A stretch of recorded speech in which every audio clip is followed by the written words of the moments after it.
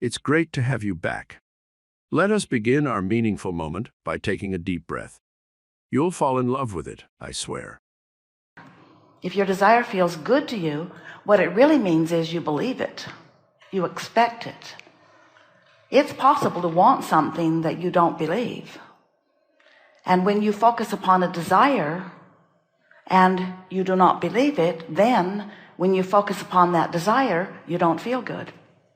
Does that make sense to you? It would only make sense to you if you are consciously aware that this is a vibrational universe and that you are a vibrational being and that your emotions are your vibrational indicators. It would only make sense to you if you understood that when you focus upon something like a desire, that it activates a vibration within you. And anytime you activate a vibration of desire, how you really feel about it is activated too. So there is this constant vibrational feedback that is reflected to you or fed back to you through your emotions. So when you focus upon a desire and you feel exhilaration about it, you like thinking about it, you like planning about it, you like scripting about it, you like talking about it, you like planning for it, or you like just being inside the idea of it. When you have a desire that feels like that, that means you've practiced the frequency of the desire long enough that that frequency is your normal frequency relative to that subject. So that means there's no resistance within you, resistance that you feel by negative emotion, but resistance that is absent when you have positive emotion. So in the absence of resistance, that means that you are offering such a pure, clear, singular signal relative to your desire that it is ready to manifest. That's what that feeling of passion or exhilaration is. It means on the way. It means moving in the direction of. It is the appreciation of this wonderful thing that you're focused upon. There are many people who feel emotions, in fact, all do, but have no idea that the emotion that they are feeling is their vibrational feedback, letting them know about where they are on a subject. And yet it is so important because you want to and you can. You want to, we know you do. You want to and you can. We know you want to and you can. You want to train your frequency into harmony with your desire. Really, you do. Because to want and not believe not only feels awful, it will keep what you want from ever manifesting.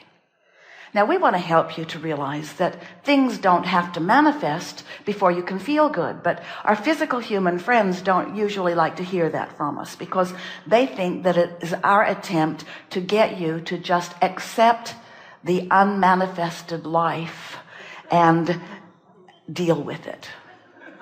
In other words, we know the lover you want is not yet in your bed, but if you will be happy anyway, and that's where we lose large segments of the population. Because they don't want to be happy without the manifestation of something that they want. And we say, really you do? And they say, really we don't. We say, really you do.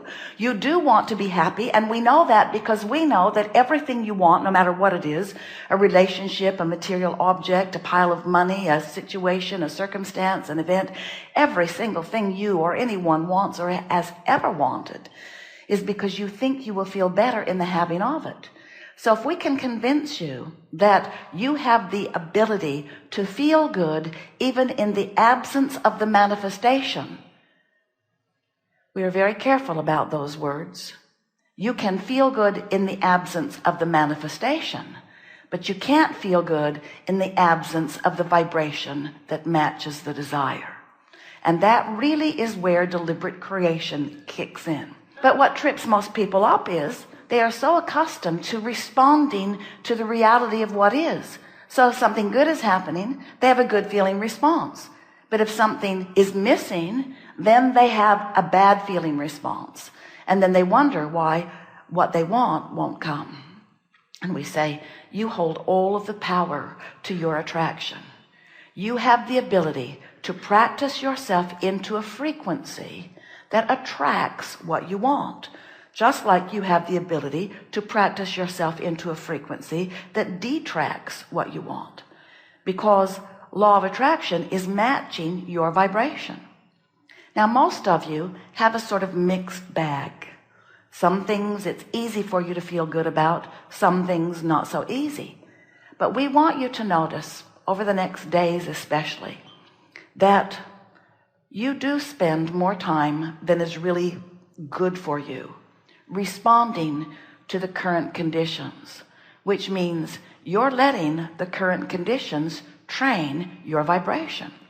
And think about what that means.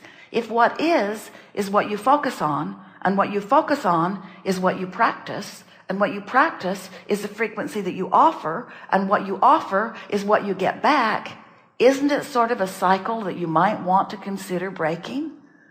I'm looking at this thing that I don't want and getting more of it, so I'm looking at it and getting more of it, so I'm looking at it and getting more of it and looking at it and getting more of it.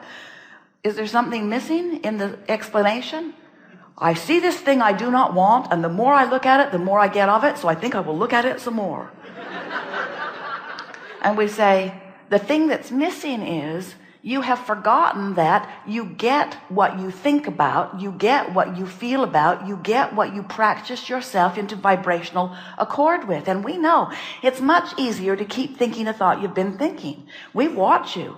We have offered blocks of thought to Esther for many, many years, watching her find new words that match those blocks of thought, in order to help you from the inside out reorient yourself in this time-space reality, because you become so accustomed to feeling the same way that you always felt when a certain condition or word or conversation is offered to you.